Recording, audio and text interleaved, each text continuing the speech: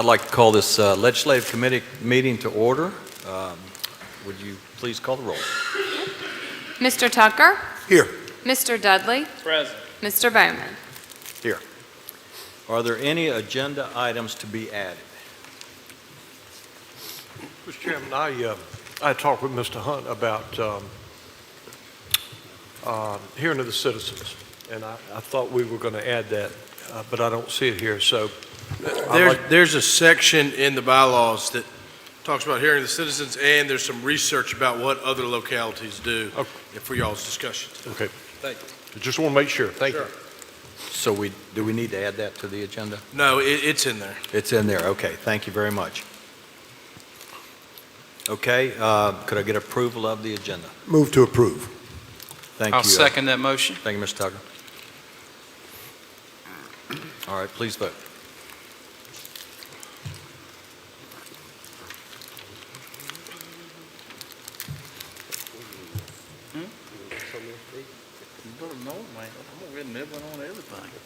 Mr. Tucker, is yours not showing? It finally popped up. You should have it. Still don't? No. Yes. I'll get your, thank you. Mr. Bowman, is yours showing for you to vote on there? I did. I thought it showed. Okay, we'll get yours verbally. Yeah, that's Thank good. you. Okay. All right, new business, potential board bylaws, revisions, review, and discussion. And what we have here, I think all of you have, if you don't have a hard copy, you have it on your iPad there. It's been a long time since the bylaws have been reviewed, so as part of our task with the Legislative Committee, we went through these bylaws here. We were looking at them, bringing them up to date, and making any corrections and recommendations that we saw that probably needed that.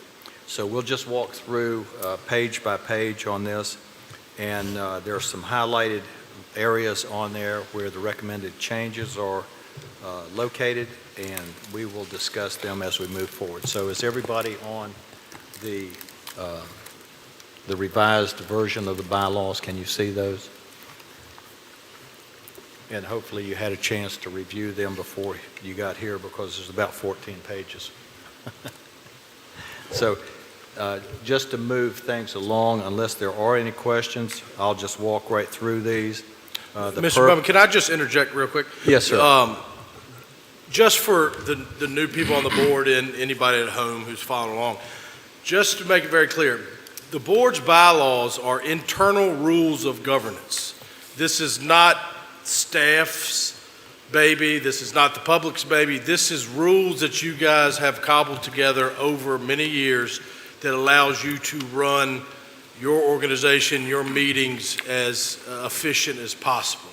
So they have not been edited. You can see up at the top that they've been several years since they've been edited. The last time that they were officially edited was February 16th, 2021. I know Mr. Ingram and Mr. Bowman have expressed some desires to tweak some of the sections. So just know that staff's here to answer any questions, do any legwork, do any research that you have, provide any guidance, but these are internal rules of governance, and this is for the board to debate and give us direction about what to do. I agree with Mr. Bowman, the chairman of the Legislative Committee. Best is probably to go potential change by potential change, and the first potential change is to section 1.6, which is on page 4 of your agenda. Mm-hmm.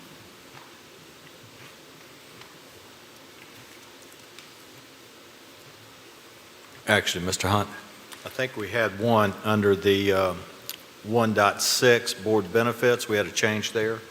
Right. Did we want to cover that one first? Page 4.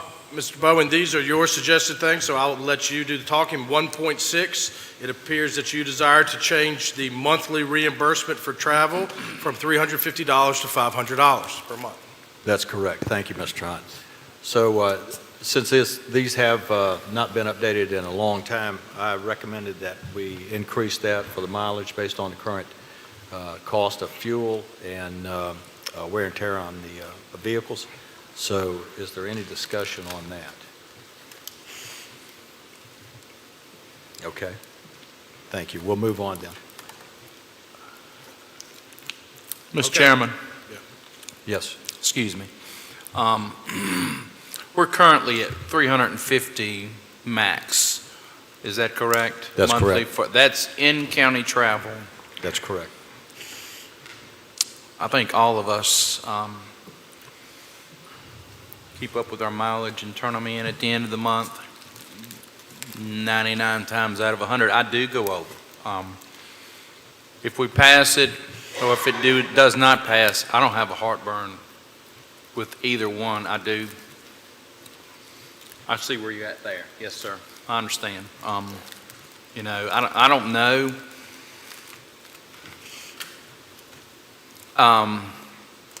You know, we've looked at the budget. We looked at several things coming down the line, and inflation is high. Of course, we get a higher rate now. It was 65.5 cents, now it's 67 to accommodate, you know, the increased price of gas. But, you know, if it goes 350 or 500, I'm fine either way, Mr. Chairman. Thank you. Thank you. Any other comments on it? Mr. Chairman, Yes. I don't have any heartburn either way. I have to concur with Mr. Dudley. You know, after sitting through this Finance Committee meeting and, you know, and we're grappling with pennies and, you know, and you know, a $150 increase does not sound significant. However, you know, and I don't anticipate everybody to do what I've done. And, you know, the Lord's been good to me. I've worked very good jobs, retired, and, you know, I'm okay. I've not turned in an expense account since I've been on the board, and I've not asked for mileage or gas. So, you know, I don't know about the optics right now, as we're asking our our constituents to pay more in taxes, and then it's just not a good look from the window I sit and look out of for our wanting more money for serving. I mean, I didn't really sign on to this position in terms of getting paid, because I think, you know, this is one of the ways that I give back to the community. And if I could not afford to be, you know, on the board or to go to these events, I would not, you know, and I'm just speaking for myself now. I wouldn't be on the board. Okay. Thank you, Mr. Tucker. Any other comments? Mr. Chairman, Yes, sir. I think the timing of this is not very good, and I would not support this because, you know, 350 is the max that was set forth by other boards, and to increase it to 500 at this time, and I don't know what other board members, what they list or what they submit as far as reimbursement, but I wouldn't be in favor of raising it. Maybe next year, a year after, but not this year. Okay. All right. Thank you, Mr. English. Yep. Mr. Chairman, can I comment? Mr. Dalton, go ahead. Yes, sir. Thank you, Mr. Chairman. Yes, I definitely hear what you're saying with the cost of everything, but I'm kind of like Mr. Ingram just said. I mean, the timing, I'd like to see us get through this budget and set this tax rate. Anything that's going to cause an increase to any board members is kind of putting heartburn, I think, in the citizens, or giving them a bad taste in their mouth. Again, I see what you're saying. I know everything is going up, but anything to do with increasing money, it's going to be hard for me to support it because of the timing. Now, later on, I may consider entertaining something later, but right now, it's just bad timing. But I respect what you're saying. Thank you, Okay. sir. Sure, absolutely. Okay. All right, thank you. Anybody else, Mr. Whittle? You okay? All right, then, thank you. All right, so it'll remain at 350 then? Okay, next item on the agenda is 2.4, meeting seating. And Mr. Ingram has, I guess, some comments to make on that one there. Yes, Mr. Chairman. This came up a couple of years ago, and I didn't see much of a big deal at the time about the seating arrangement, but since it was a hot topic of discussion, I did a lot of soul searching, and, you know, I guess by formality or due respect, the chairman is always in the center. I just made the suggestion, the thought that the vice chair ought to sit directly to his right, and then based on seniority, you would go from left to right, left to right. And that was the extent of what I was suggesting. No disrespect to where Mr. Dudley's sitting, but I just think that the chairman and the vice chair need to be as close as possible, almost like the dynamic duo. So that was my suggestion on that. And that way, if we had it, in the bylaws, it wouldn't be any question, moving forward where people would sit. So your recommendation is the vice chairman shall sit to the chairman's immediate right? Yes, it would And be. all other seats shall be selected by board members based on longevity of board membership. Absolutely. If you look at other branches of government, you always see that the second and third in command are seated either directly beside or behind the chairman. So I just thought that would be proper protocol. Okay. All right, so the second half of that sentence says combined with any county employment and service on county boards, authorities, or commissions. Yes, I didn't, as far as board experience, that is important. But I look at Mr. Dalton, who has worked for this county for 30 years, and even if he wasn't chair or vice chair, he ought to have I guess, a choice as to where he sits based on his devotion and employment with the county, as well as other boards and authorities or commissions. Okay. All right. Any other comments on that? Anybody? Mr. Chairman, I got a question. What is, Go ahead. what does it say right now, Vaden? I guess chairman, vice chairman, that's good. I'm good with that. Well, what it says right now, it's on page 4 of your agenda, Yeah, I it's see it. section 2.4. Yeah. Without the red lines, the way it currently reads is, it says meeting seating, section 2.4. The chairman shall sit in the middle of the dais, and all other seats shall be selected by board members based on longevity of membership, period. So what this proposal is to add that the vice chairman shall sit to the chairman's immediate right, and then they're just adding to the longevity of board membership that says that you include any other county employment and service on county boards, authorities, or commissions. I think those would be added to your years of service in case there was when you go to select your seats. Thank you, Mr. Chairman. Okay, thank you. Any other comments? So on this particular one here, I would agree with the addition of the vice chairman shall sit to the chairman's immediate right, and all of the seats shall be selected by board members based on longevity of board membership, and I would just put a period at the end of that. And then take out the combined with any county employment and service on county boards, authorities, or commissions. I would just delete that piece Yeah. of the sentence. I'm with you there. I like, chairman, vice chairman, I'm good with that. I'll switch with you today if you want to. I'll wear your shoes. But, as far as combined with any county employment, I don't know. This is the board that you serve on, and maybe we'll go with that. But I would do period after board membership and leave the rest, so. Just go with board seniority. Yeah, Yeah, I you mean- do chairman, vice chairman, and then seniority from the center out. Right. But just on your service on the board of supervisors. Yes, Right. yes. I like it like that. And just so everybody knows, there's 3 people on the committee. At the end of this, we'll do a motion, and we have to provide 10 days' notice to change these items. Sure. So we'll have to count the days, but eventually, when it's all settled, as far as what your recommendation is, there'll be notice, and then you'll vote on it at a future public meeting, okay? All right, so it sounds like 2.4 add the vice chairman to the chairman's right, and then take out the second red line portion about longevity, right? That's what Okay. my motion would be, yes, All right. sir. The third change is under section 2.8, which is on page 3 of your, page 3 of your agenda. It's related to appointments, and I leave this to Mr. Bowman to describe the change. 2.8, Yes. appointments.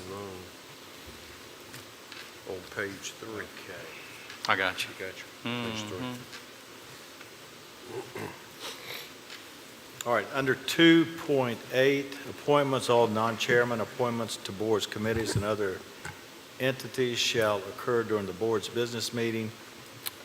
Under new business agenda section, and take out the consent part of that agenda.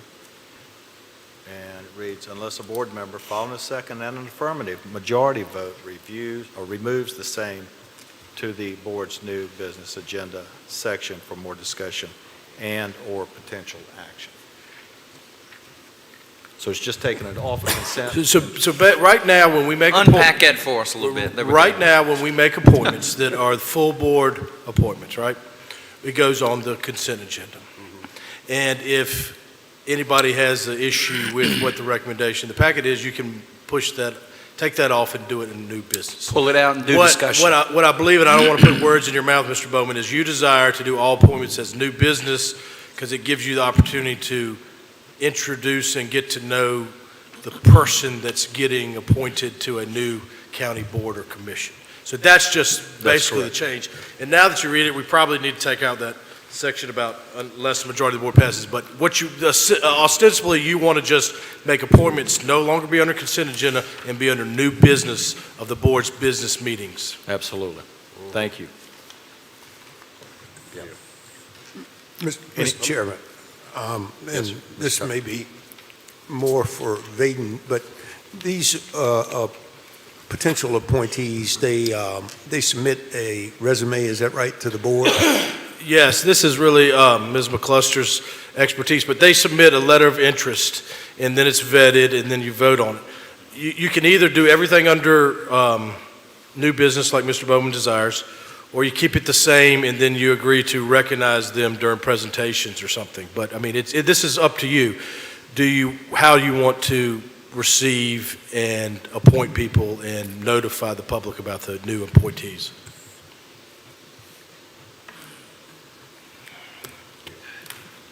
Any other questions? No, sir. Thank you. I'm fine. Okay. So for the Thank you. 3 legislative committee members, what's your feeling about this? Keep it the same, change it to new business, or you're indifferent? I mean, I'm good with keeping it on a consent unless it's a question, and if it is a question, pull it off and discuss it. You see what I'm saying?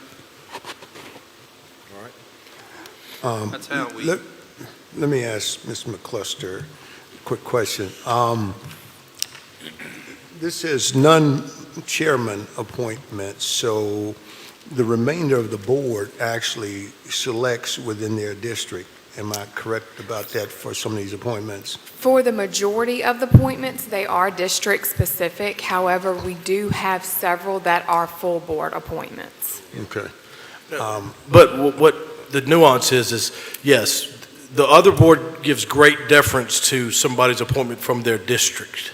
But if you remember what occurred earlier or didn't occur earlier with DSS this year, the whole board has to agree to these even district-specific Right. appointments. So that's what happened, right? I get that. So, and typically, most of the board will vote pretty much on those recommendations the way, that particular board member that represents that district. So, for that reason, I still would like to leave this particular section the way it is. And,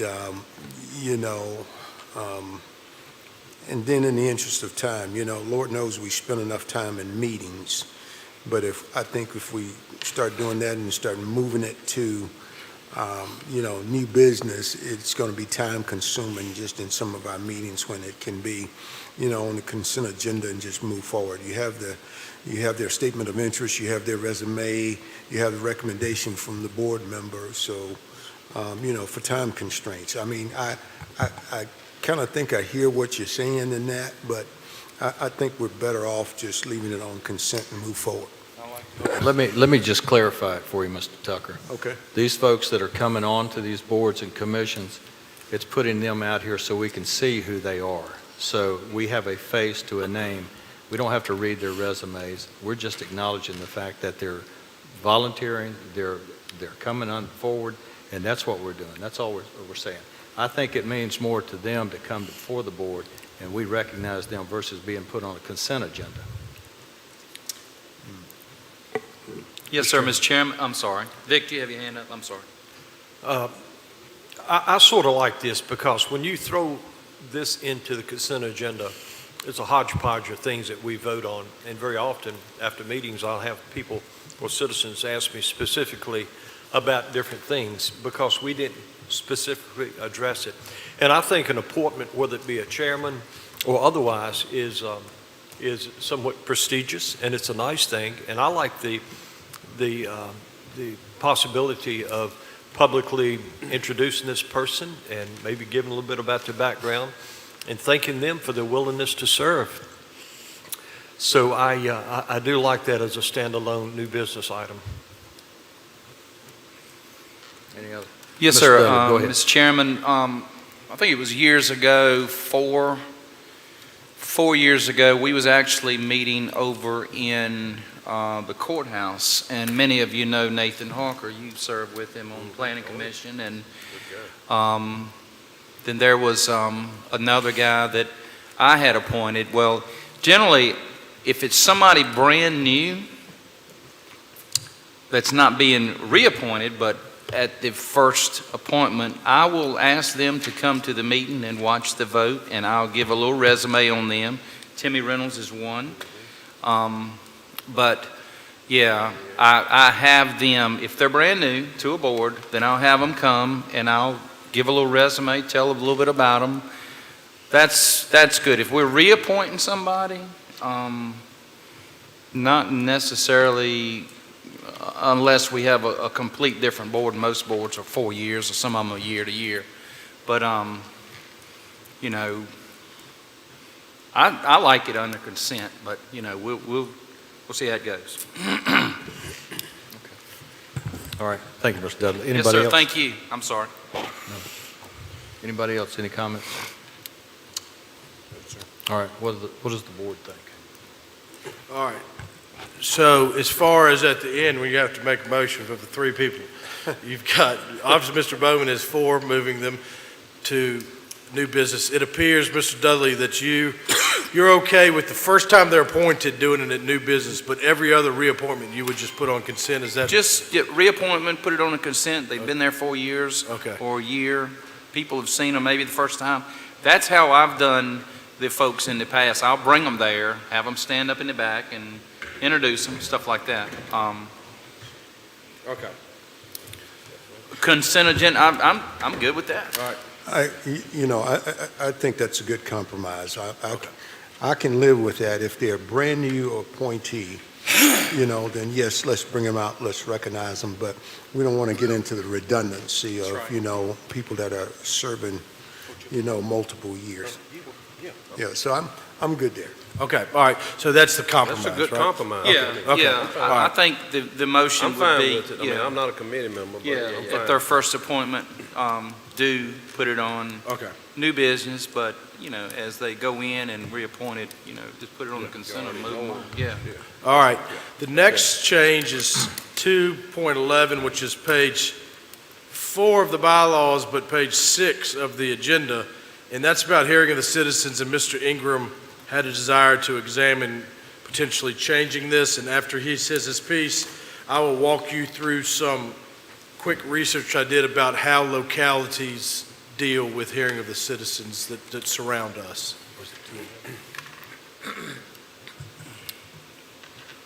So, Mr. Ingram, the floor is yours on 211. Currently, as you know, under hearing of the citizens, if you're a citizen or the citizen's agent, you can get up there, say your name, and then you have 3 minutes to speak.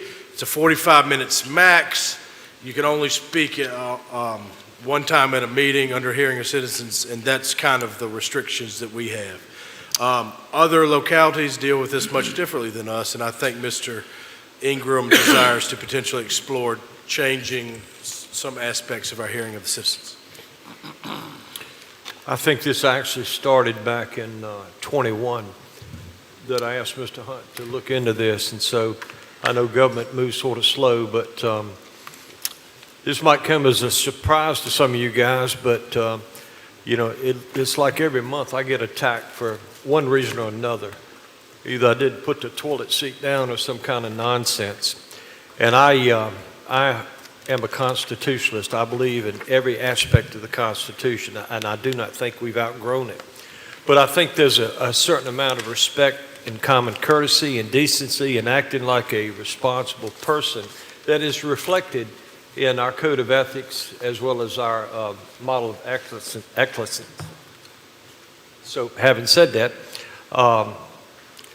what I suggested to Mr. Hunt was to look at how other localities handle hearing of the citizens, not to restrict anybody's freedom of speech, but we've had some interesting people come up throughout the years and talked about all kinds of interesting topics that has absolutely nothing to do with our regular meeting.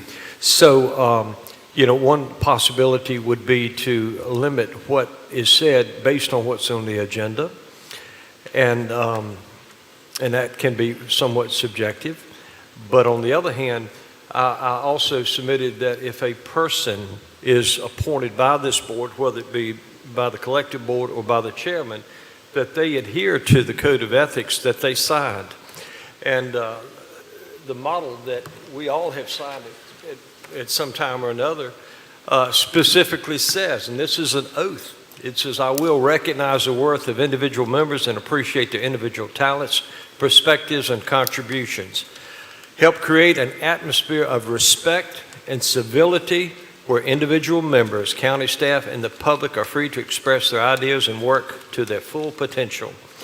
Conduct my personal and public affairs with honesty, integrity, fairness, and respect for others. Respect the dignity and privacy of individuals and organizations. Keep the common good as my highest purpose and focus of achieving constructive solutions for the public benefit. Avoid and discourage conduct which is divisive and harmful to the best interests of Pittsylvania County, and to treat all people with whom I interact in a manner I wish to be treated. And this is something every board member has signed and everybody on a board that we have any control over. And I don't think it's a whole lot to ask of anybody to be respectful of other people. And when you sit here and you have to face month after month and now year after year of some of the most outlandish lies and false accusations, quite frankly, I'm tired of it. And I'm very disappointed that I haven't got more support from others. But, I guess it goes back to the old saying, it didn't happen to you. And when it starts happening to you, then it'll be a different story. So that's why I think that if we adhere to not only what we committed as board members, but ensure that other individuals that we appoint do the same thing, I think maybe that would nip a lot of this stuff in the bud. And I think that's my key points that I want to make with you. So, Mr. Chairman, I'll yield back to you. Thank you very much. I'm just curious, do you have any language you want to propose changing as it's written here? Mr. Bowman, do you want me to walk you through very quickly what other localities do, give you some ideas here? Sure. Okay. So this information is in your packet, and this was a quick research project about what most of our surrounding localities, how they deal with hearing of the citizens. Because anytime you potentially infringe on people's First Amendment rights, you want to make sure that you do it carefully and well thought out. So Danville City, and I'm not going to read all this, they basically allow individuals to speak only on matters that are not on the agenda. So if they're not on the agenda, so if there's an agenda topic for, flagpoles are too high or something, you couldn't talk on hearing citizens about that, but you could talk about something that's not on the agenda, right? All right, then you have, if you go to Campbell County allows public comment only once every 4 months. And the state code has a section called 15.2, 14, 16 that says that local governing bodies have to allow public comment. The minimum is once per quarter. So they do the once per quarter thing, right? All right, then you have Farmville. I know they don't touch us, but it's kind of close. They have a 3-minute time limit, and they only allow comments at their regular meetings and not their work sessions. And they also requires people to sign up in advance to speak. City of Lynchburg, Now, you sit in advance before the meeting starts. right, you would set Correct. up some kind of protocol with Yeah, the I was clerk, gonna which say. she would have an electronic You got sign up or something.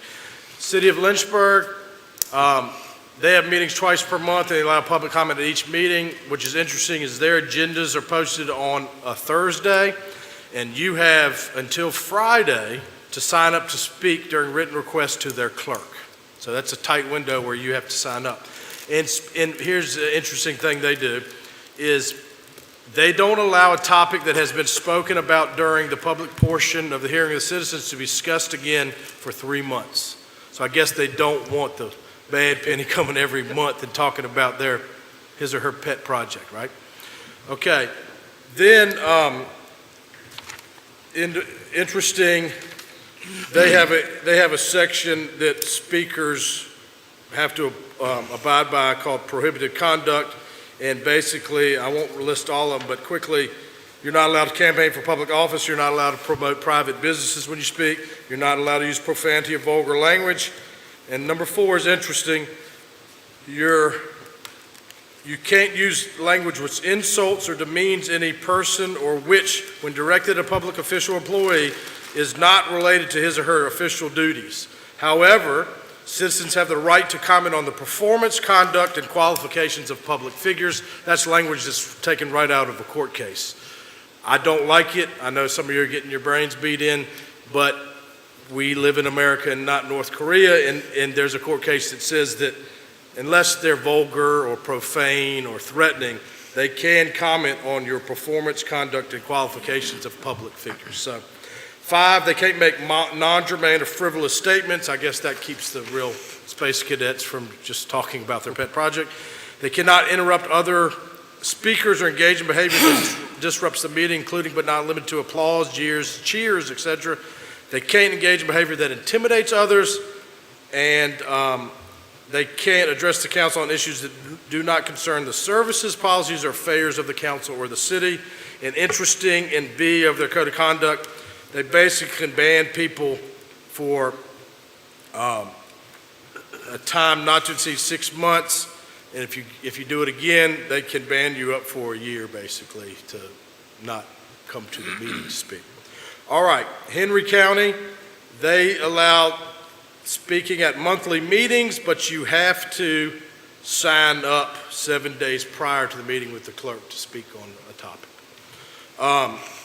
Halifax County, they have a 3-minute time limit at each board meeting for public comment, and they have a code of the public that the public has to adhere to, and it's eerily similar to what I just read you about Lynchburg.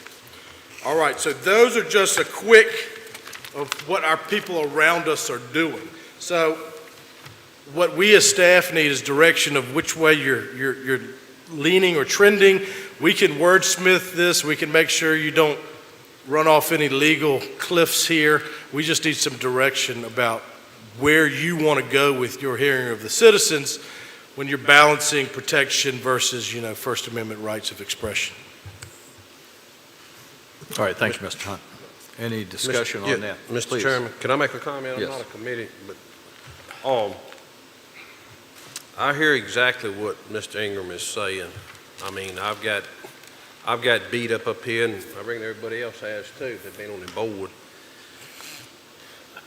I hate to punish everybody for just 1 or 2 people. I don't want to take away the privilege of people that's coming up here facing us and making comments and things that's got good merit to it. I mean, the same old thing over and over and over. I mean, I like the idea of what Mr. Hunt said, is limited to once a quarter. Don't bring it back up no more or something. I'll put a limit on that. I don't want to, again, punish everybody for one or two people. I want everybody to have the opportunity. I like when they come up to the meeting, because a lot of people may be out of town, they're trying to get here to speak on something.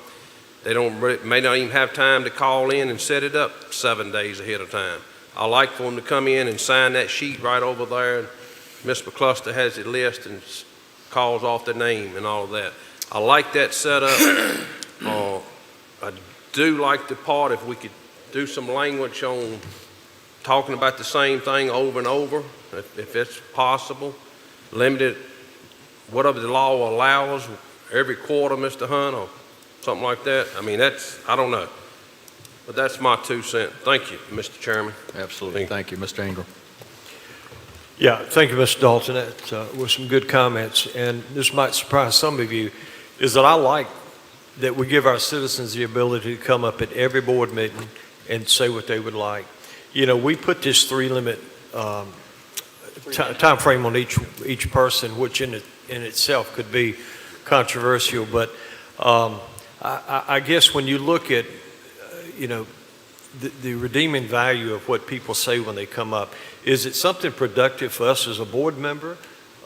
Is it something good for this county? Or is it something that makes us look like the laughing stock of the state?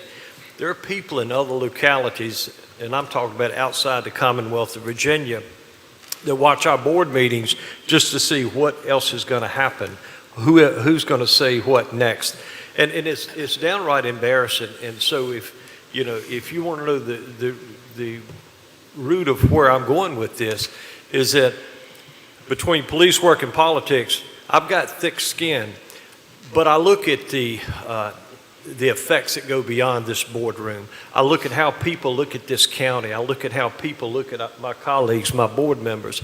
And then when they find out that certain repeat offenders are on a board that we appointed, it makes it even more worse than it was before. So I guess if we could find a way to make sure that our appointees stick to the code of ethics and the model that they've signed, that would take care of a lot of the problems. And I don't, like I said, as far as the First Amendment, it's such a sacred right that we have, and I emphasize the word right. But on the other hand, when you start abusing rights, that's when things start to happen. And I don't know if I could say a whole lot past what I've already said, but I think if we would just look at making sure that people adhere to what they swore they would do, the oath that they took, that it would take care of a lot of the problems that we've seen. And like I said, who knows, you might be next. But I don't want to take away anybody's right, even like Mr. Hunt mentioned, I think space cadets. I don't know if we should take that offensively or not, but yeah, I mean, I enjoy listening to what people have to say. If it's something mature, if it's something redeeming, if it's something helpful, but this constant belligerent, malicious, slanderous stuff really needs to end. And I'd like for my colleagues to really entertain thoughts on how we can do that. Thank you. All right, thank you, Mr. Ingram. Mr. Willett. Yeah, is it any way you could just move the meeting to the end of it, to the back of the meeting? That way, if you don't want to hear it, just get up and excuse yourself for a minute, you know what I'm saying, and come on back afterwards. I didn't hear that. Did he say move in here and citizens to the end? Moving here and the citizens to the end of the meeting. So some localities put it at the end, so if they got to sit through all the pageantry before they get to speak. The debate is, does that potentially chill people from speaking because they don't want to take 2-3 hours out on a school or work night? That's up for you to debate. Some people do it at only the work session. Our case, the work sessions is usually during the working day, and so you'll be attacked for not allowing the working man or woman to have a chance to voice their opinion to the board. It sounds like the board wants some change. We can put our heads together, we can brainstorm, we can maybe police the code of ethics better. staff, myself, Stuart, will defer to what the board wants to do to tighten this section up potentially. Thank you. Mr. Tucker. Mr. Bowman, thank you. Just my 2 cents is this. I think we can take a look at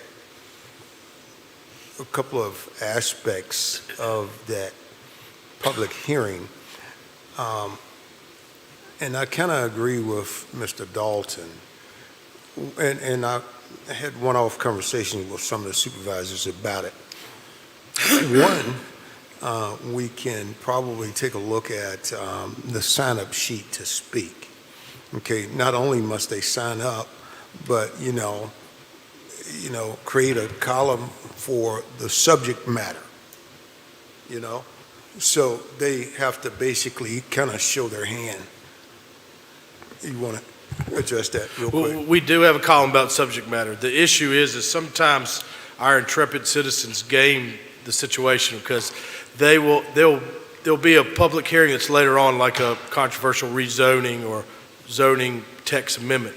And what they'll do is so that they can speak twice on the same thing, they will either leave the column blank under hearing citizens or be very vague. And they essentially will get, instead of just 3 minutes to talk about whatever their rezoning issue is, they'll essentially speak twice for a total of 6 minutes. So I agree, we can police that sign-up sheet a little better, I think.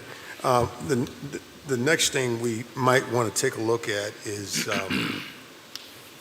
possibly, when there are groups here and they show up in their T-shirts or whatever the case is, and this typically happens when there's a hot button issue out there.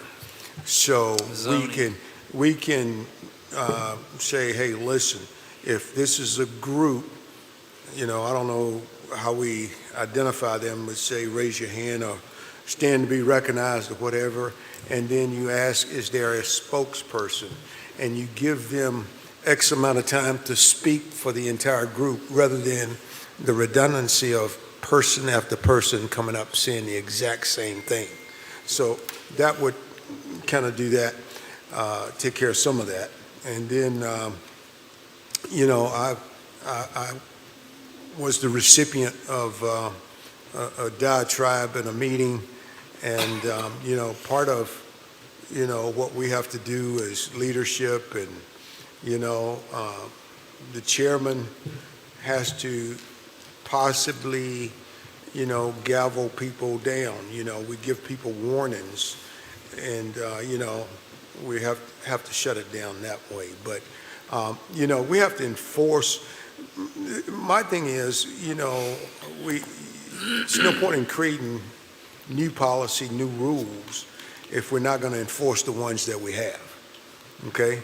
And as I read through it, no person is supposed to get up and personally attack one individual board member, that sort of thing. So, and I know we kind of tiptoed through the tulips on the First Amendment, and the deal is it's kind of the wrong time, with having to set the tax rate, because people quickly draw conclusions, or they infer because we're setting the tax rate. The real reason that we don't want the public hearings is we don't want to have to sit there and listen to the ire of the citizens that are disgruntled or dissatisfied with whatever the tax rate we set. So that's kind of a slippery slope, or kind of standing on a knife's edge there. So some of that, I think, we pay Mr. Vaden, that big salary to take care of stuff like that for us. That's my 2 cents. All right, thank you, Mr. Tucker. You want change from that? That 2 cents?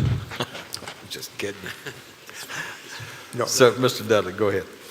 Yes, sir, Mr. Chairman. Thank you, Mr. Bowman. It was about 4 years ago, no, it was about 6 years ago, I was on planning, and I think it was one of my maybe first meetings, in Valley Pipeline was coming through Mountain Valley Pipeline, and they had hired someone, not Mountain Valley, but there was a guy hired to come and create a commotion and get up, and then he charged the bench on us. This was when we was meeting in the courtroom. And Greg Sides, he was there, and he got all big-eyed, and when he charged, I think eventually the sheriff's department got him and drug him out. But that is part of, I mean, we get lashed out. I mean, are we going to control what people say in the grocery store? Are we going to control what's placed out on social media? And then are we going to control what is said here in the meetings? That is part, I think, what we signed up for. It's called hearing of the citizens for a reason. I don't have a problem with it. Give them their 3 minutes, but there's got to be control of it. Now, I'm going to tell you, during the budget, when it comes up and you're going to have hearing of the citizens and we have the public hearing, you're going to have 20 people to sign up, and they're only going to get 3 minutes. And what didn't get in there, it's only going to allow 45 minutes total, so that's 15 folks.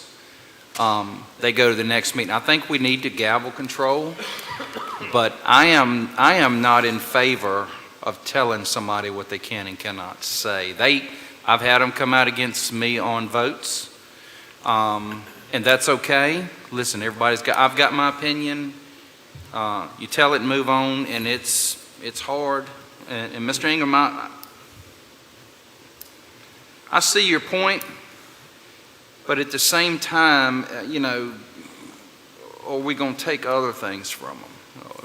Do we see this person out on something saying something about me, and that has come out against me on other things.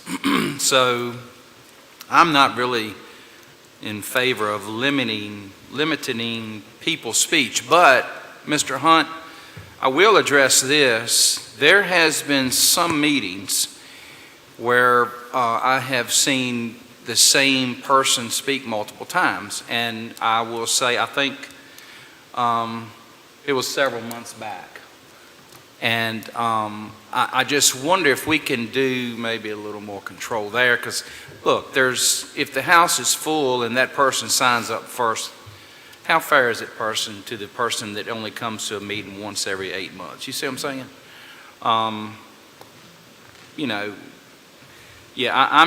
I'm not really in favor of limiting what people are gonna say,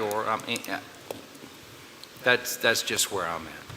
So what you're saying as far as the model in the code of ethics, just throw that out the window? No, sir. I said we're not going to limit people. When they come to speak of the hearing of the citizens, I'm not going to be in favor of telling them what they can and cannot say. It's part of what we signed up for. And that's where I'm at. Thank you, Mr. Chairman. Thank you, Mr. Dudley. Anybody else? Mr. Chairman. Go ahead, Mr. Height. And I'm sorry. I had one more. You go ahead. I think if we do this, it's going to put a target on our back if we vote, and there's going to be other ways figured to get at you, and I think we need to leave it alone. I would not be in favor of it. And Mr. Ingham, I understand you do wear a Target shirt. You haven't worn my shoes, have you? I hadn't wore your shirt either. But your day might be coming. That sounds threatening. Again, that's why I read the... That's fine. That's fine. I'm just saying, I believe we'll have a target on our back, and I'm not willing to do that. So, but Go ahead, as much as more as what we've got right now, we've got a target on our back as a board and board members. So Go ahead, Eddie. that's where I'm at. Okay, Thank you. Mr. Chairman, code ethics. Who enforces that? Does anybody enforce the code of ethics that our board and all the other boards sign? Does anybody enforce it? Not really, do we? A lot of times it's policing yourself. Right. And in a meeting like this, it would be the chairman to be able to discern what is out of line or not, so. Yeah. But during our regular meetings, I believe when it's hearing of the citizens, the citizens are instructed not to attack any one particular board member. Yeah, it says no person shall be permitted to address the board more than once during his, all remarks shall be addressed to the board as a body and not to any individual member thereof. It Right. does say that. Yes, sir. Right. Yes, sir. Yeah. And when we have someone who deviates from, in our chairman, whoever the chairman at the time, it's up to his discretion. If that chairman Control. feels that person is deviating, that chairman has that gavel for a reason. It's just like the meeting, I was here as a citizen when Mr. Tucker was attacked. It should have been gavelled down. I mean, because I was sitting there feeling sorry for Mr. Tucker for having to have to sit here and just endure what he was enduring. You know, and you know, if we have that in place, you know, I encourage, you know, Mr. Dalton, I encourage you, if you feel like somebody is out of line, tap it. You know, if you got to hit it like Mr. Tucker did earlier, hit it. I mean, but you know, that's our chairman, whoever the chairman is. That's their responsibility at that time to say, hey, look, you're out of order. And if they don't want to be in order,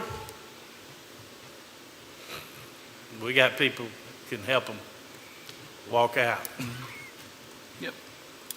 I mean, because we need to be, and I think 99.9% of our citizens understand that, Absolutely. and they show respect. And that's all we ask people.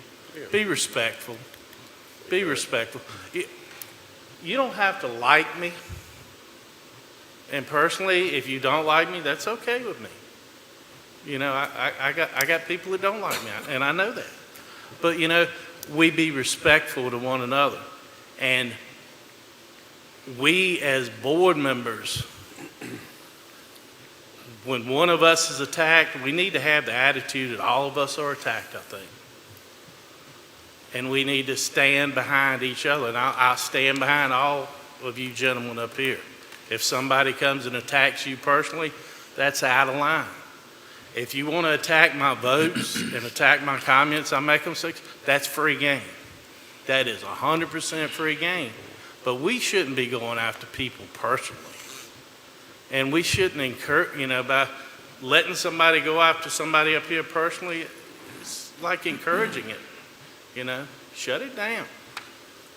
But our citizens everybody deserves the right to come in here and share whatever's on their mind.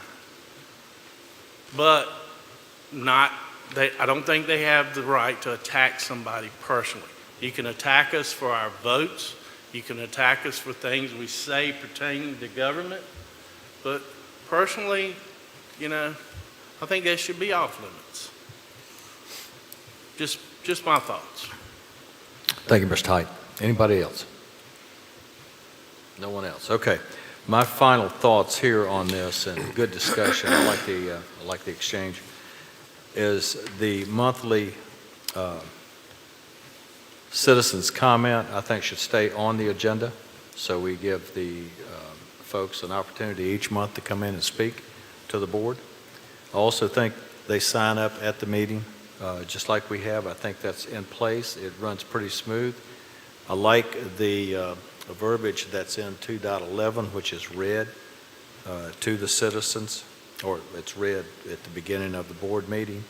And I would add that if we wanted to do some research, let Mr. Hunt take those localities that he just recently mentioned there, and if there's verbiage in there that we can pull from that, remember all this is government, so we're not plagiarizing anything. We can take some of that and modify our language if we need to. So that's kind of where I'm at with this. Any questions? All right, I've got my marching orders. We'll tighten up the sign-up sheet, we'll tighten up the code of ethics, and then we'll examine, you know, the code of ethics only applies to elected officials and people on committees. It doesn't apply to the citizenry. Right. So, but you could adopt a code of conduct like these other people have that delineates what you can and cannot do. Right now, we have one sentence. You could add some specificity for that. Because we're involved in a lawsuit right now for throwing somebody out. But you're ultimately your written word and your procedures and protocols are going to be attacked. So maybe we beef that up with specific examples of what's not going to be tolerated. We crib from the city of Lynchburg and other people that have that standards of conduct language. So let me put my brain together and bring something back to the board, okay? Mr. Hunt, Yeah. I also will say something that would be easy as far as the wording.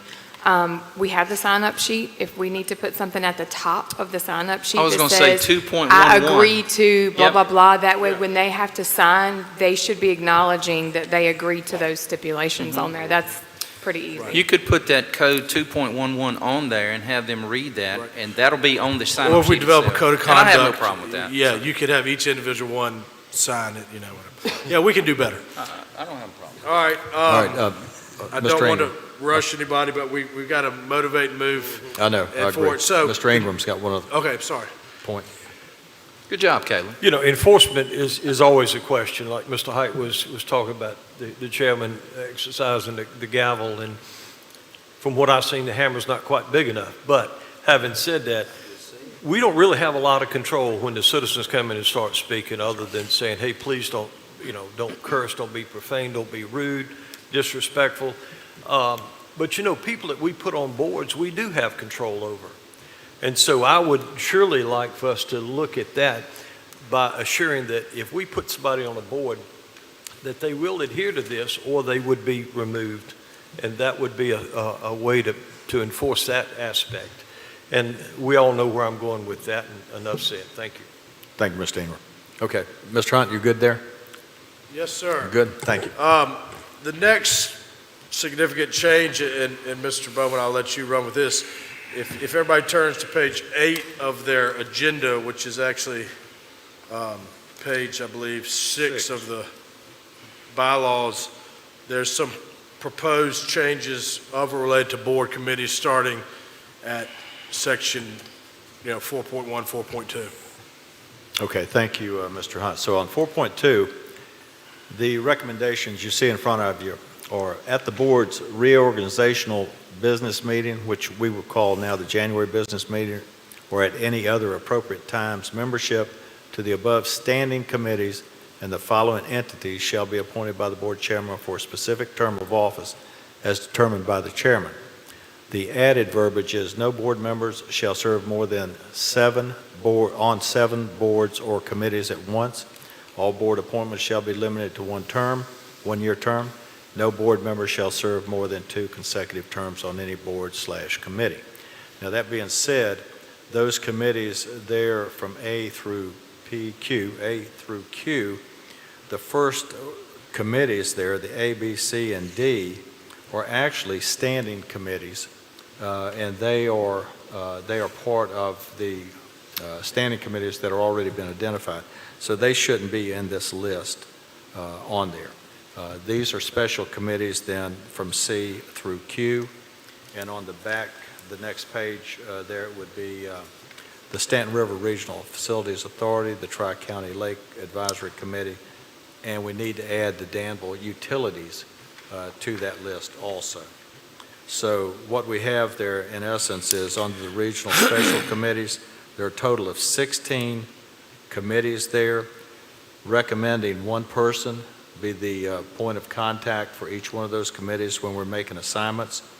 And also under the special committees, we've got 3 people, which makes it very hard for 3 people, unless you advertise it, to get together and discuss anything that's on those particular committees. So the recommendation is to reduce it from 3 to 2. It allows a lot more flexibility. They're still responsible. There's still integrity there. Those 2 people then will be able to bring their comments, issues, concerns to the board as a still committee.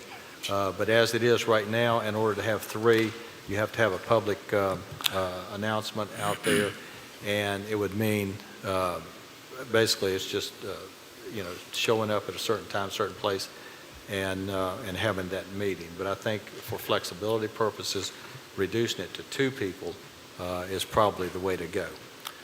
Any questions on those? Anybody?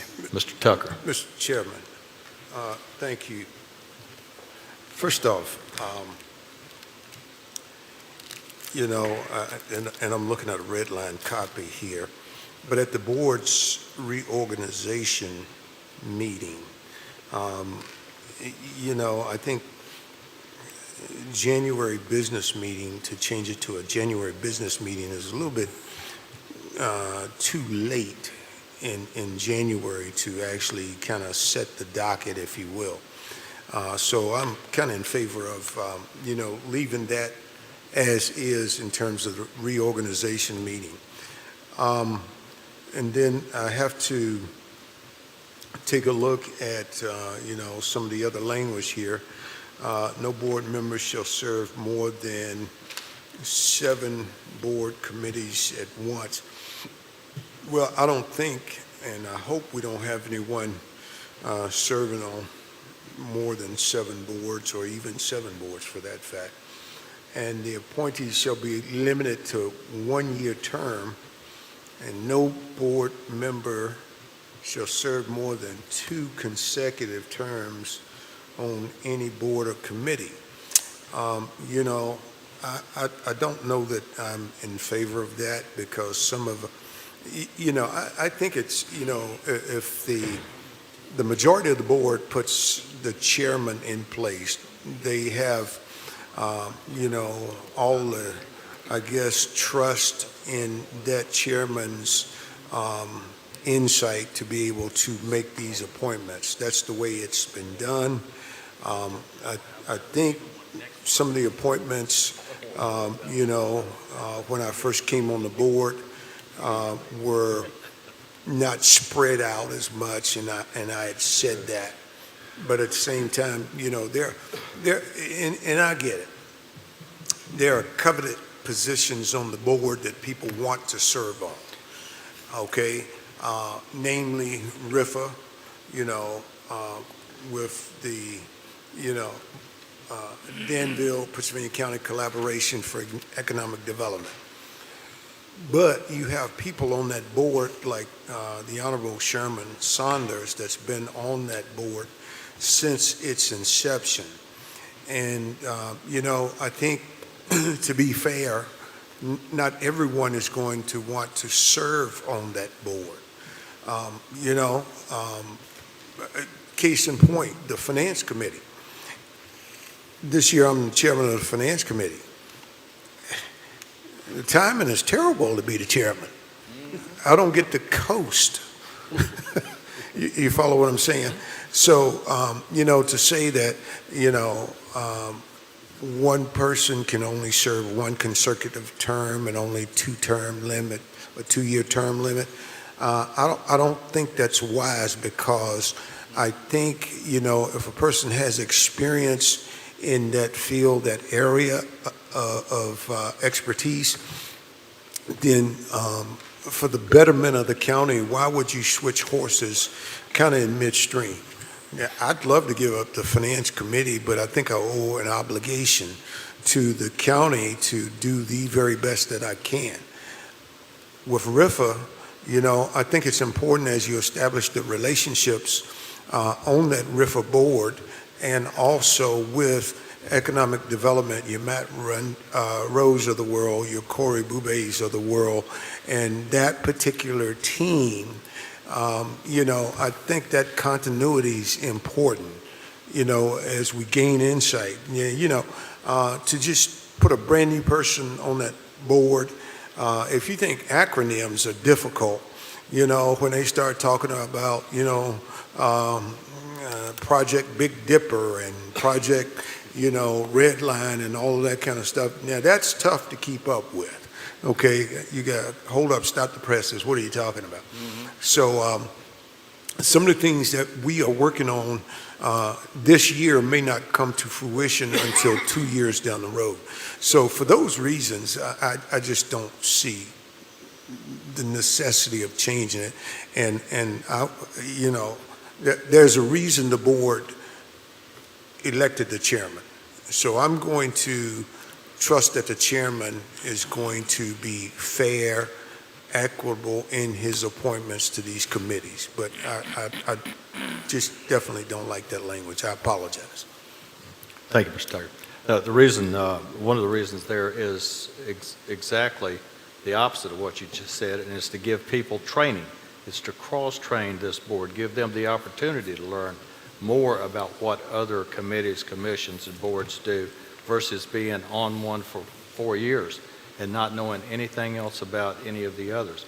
RIFA is a unique situation there, and so if you kind of take that and move it to the side, the rest of them, I think, would be open to, having those rotations take place. Because how do you learn if you don't spend some time working alongside other people? As a matter of fact, this Saturday, I'm having a meeting with all of my appointments, all of my appointees out of the Chatham Blairs district, and they're everybody that's on the BZA, they're on the planning, they're on DSS, they're whoever, the library board. So we're all meeting so we can put faces to names. We're going to be talking about things that are going on within their boards. So it's that cross-education, cross-pollination that I'm looking for there. So it's not about, in my mind, all the experience, but it's about what experience can be, passed on to other board members and giving them the options to say, yeah, I would like to serve on that. I would like to see if that's something I would want to do. So that's the reason for this. Anybody else? Mr. Chairman, Go ahead. I see where you're going with that. But each board member has an opportunity to visit, say, a board that you want to get more educated on. You can go to it. You can sign a disclosure and go into close and with most of the boards and kind of learn. So that could be an option. Even if you're not on that board, you go to the board meeting and voluntarily get educated there. So that's what my thoughts. Anyway. Thank you, Mr. Dudley. Yes, sir. Thank you. Yep. Thank you, sir. Anyone else? Mr. Will, any comments? None? Okay, anybody else? So what's the feelings? Whittle is chairman next year. Tell you what. Like it, don't like it, leave it alone? What do you want to do? Somebody. Mr. Chairman, I've stated. I like it like it is. Yeah, I'm fine with it. I mean, You don't want to change anything? Okay. Myself No, I'm personally, I'm No, good. sir. I'm I'm good. good. Okay. I'm good. Yeah. All right, next we have Dalton's going on DSS next year.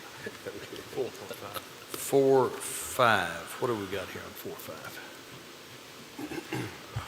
4, 5, just, I think you wanted to clarify, basically a full board appointment, it requires a majority of the board to remove that person from a committee. I think this was kind of That's a correct. outgrowth Yep. of the DSS thing earlier. That's the way it currently is, it just kind of clarifies that. Any questions on that? That's like Mr. Hunt said, it's just to clarify it. Yeah. Full board votes them in, full board votes them out. All right, so that sounds like there's consensus to make that change. Yes, sir. All right, now, number 4.6, what this says is just prior to the chairman appointing board members to committees, board members will submit a preference list to the clerk about your skills set, about which committees you desire to be on. It says that preferences shall be considered but are not binding on the board chairman. And what that does is give everybody the opportunity at the end of a year to submit their request if they would like to serve on a certain board, committee, or commission, to send that to the new board chairman and let that chairman make the decision. So when would, Mr. Chairman, I got a question. When would the chairman get it? Because reorganization happens, that's the very first meeting, and you have not elected a chairman yet. You see what I'm saying? You would go ahead and fill out your form, say in December. It doesn't matter who the chairman is. You'd have All right. it ready to submit to the chairman once the chairman's nominated. Okay, so that chairman would have to make those decisions off the cuff then? No. What he reads? He doesn't have to. He could wait. He could spend, it doesn't have to be announced on that particular day. So He we're could going wait. to reorganize reorganizational meeting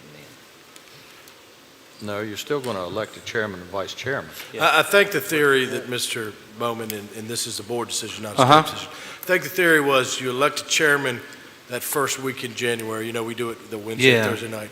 And then I think you wait until the January business meeting, which is the third Tuesday, to make the committee appointments. And during that gap, you submit the, Well, I mean, People serve on planning commission. some of the, that's what Yeah, I'm saying, some of because the you usually committees, have it that night. you would have it for the next board meeting. Yeah. Right, so, I mean, that's the thing about that. Most of the time, and it's been the last 2 years, Yeah. that, you know, Darrell's been chairman, he puts people on boards. Yeah. Once we finish with reorganization, you got to run back over Planning here commission, yeah. and be on the planning commission. So I mean, that's the you don't thing want to that we run eliminate into somebody there. off of. or maybe just fill out the forms at the end of December and everybody gets a copy of these things. So whoever's chairman Yeah. factors yeah, we that can into do their that. decision, I or mean, whatever. Thank you, Mr. Chairman. Hunt, Mr. Chairman. Yeah. What he said, he's running around in my mind. I was going to Yeah. say, just everyone submit the copy, and Then whoever Ms. chairman would McCluster have can it. maintain That's them and correct. send out an email Yeah. to everybody, mass email. I'm good there as long as the chairman retains, yes, And that's to part of, make that's the in there. appointments. Authority is given Yep, by I the- see I it mean, there. the That's in chairman there. needs to have that authority, whoever it is, I don't, you know. Absolutely. Right, okay. All right, so now the next change is 4.7, and Mr. Bowman, why don't you walk us through this, please? All right, so at 4.7, the board will strive, or shall create a uniform stipend policy for all chairman-appointed committees and other entities. Said policy shall be implemented via resolution, ordinance, adopted by the board and included in the county's annual budget resolution. So this was already entered. The board shall create a uniform stipend policy for all appointed committee and other entities. And I think most of us know there are people sitting at this dais right now that serve on certain boards, committees, and commissions.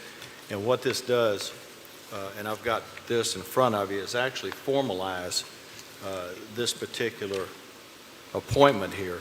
And basically, if you'll read through it, it doesn't take but a minute, but you don't have to go through it right now. Basically, what it says is how much the chairman makes per month, the vice chairman makes per month, how much the board members make per month, and it reads down there. It kind of gives an outline, but it reads down there as to how much a stipend would be paid to a board member attending certain meetings, commissions, and committees. And I put on there under 2 there, I put just a kind of a low end and a high end, 75 to 125 for a board meeting. I've gone to Henry County, Halifax County, Campbell County, and looked at theirs. Their stipends range just right there, 75 to 125, depending on the boards, committees, and commissions they serve on. So that's right in line with our neighboring counties.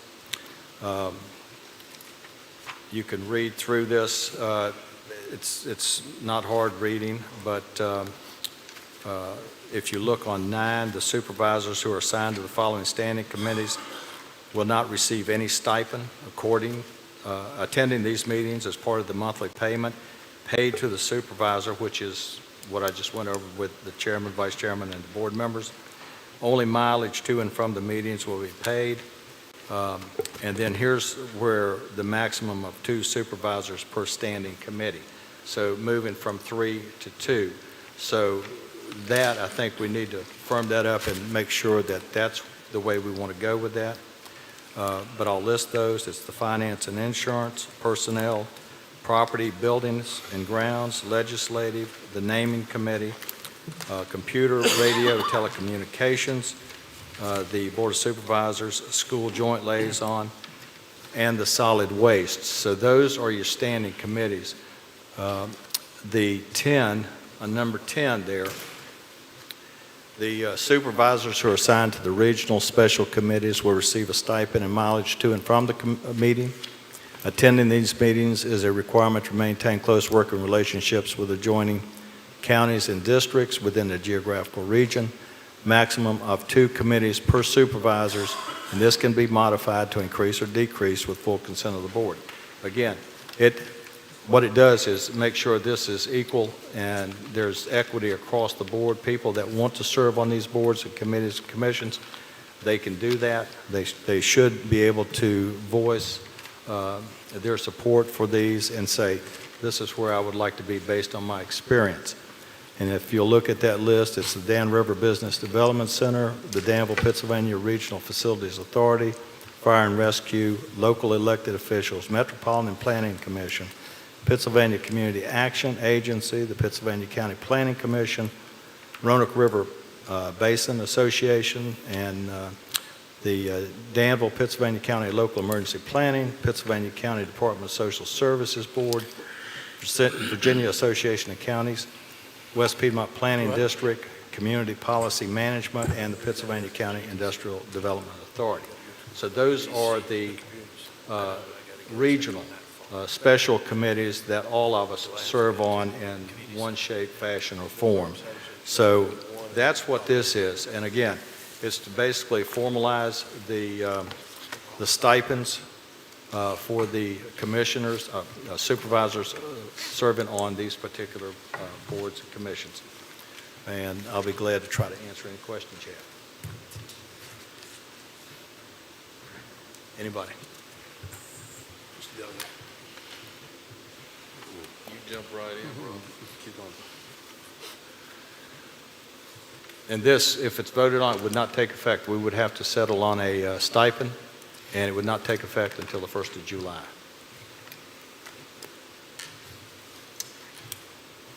Discussion. Mr. Tucker. Mr. Chairman, I'm so sorry. I hate to be the one, but I stated earlier that it's not a good look right now to ask the public to give us stipends that, whereas we're not there before.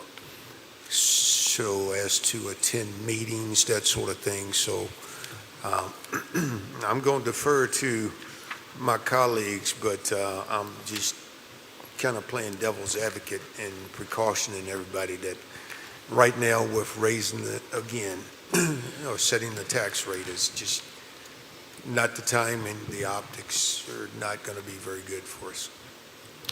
Thank you, Mr. Tucker. Right now, the board, and just for FYI, the board line item on our budget contains $66,000 in there. $66,000. That's allocated to this board right here, there's 7 members, to pay those stipends per month.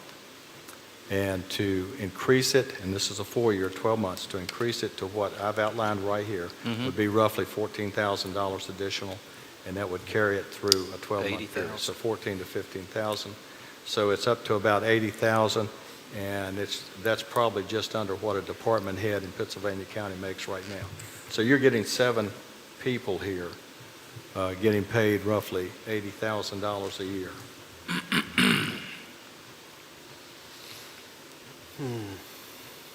Mr. Dudley. Mr. Chairman,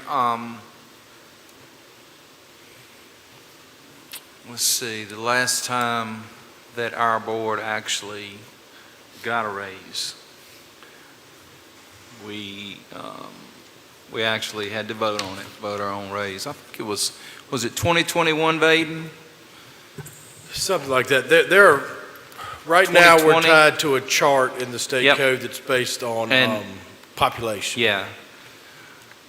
And I will tell you, times weren't nowhere near as tight then as it is now, and we got the life beat out of us then. I think Mr. Ingham was on the board then, and I just, I'm not sure that I would be for this. I'm sorry, I can't hear you. I'm not sure that I would be for this because, the visual, the timing, if times were better, well, when is times going to get better? We don't know, but right now, I would have heartburn even considering this, so that's where I'm at. Okay. Thank you, Mr. Dudley. Mr. Anybody Dahl. else? Mr. Chairman? Yes, sir. Yeah. I would also like to comment. I mean, I understand what you're saying. I respect what you're saying. Again, as I stated earlier, anything with the increase of time and it would be wrong for me. I mean, I would entertain something like this at a later date, but I mean, with this tax issue going on and all of that, I'm gonna be no also. But thank you, appreciate it. That's fine. Sure. Yes, sir. Anybody else? Thank you, Mr. Chairman. All right, in time's of the essence, so just quickly, the other changes, and Mr. Bowman caught this, and kudos to him. The removing of 6.2 is just, that's unnecessary because exactly what 6.2 says now is baked into 6.1, and so it's just a redundant thing. That's not a big deal. I think everybody will support that. Is Yes, that sir, correct? that's no I mean, problem. that's not a significant change. And Just a few then, words. if you turn to the model of excellence, which is the last page of the bylaws, Mr. Bowman just desires on the first point to add, all members are equal, and then on the fifth point, he just says, we are here to be served, not to be served. These are just kind of more aspirational phrases. I don't see any heartburn about adding that language into that. Is that the consensus of the committee? I'm fine. All right, I have, And just for clarification, Mr. Hunt, did we go from 3 to 2 on these committees? Just for clarification.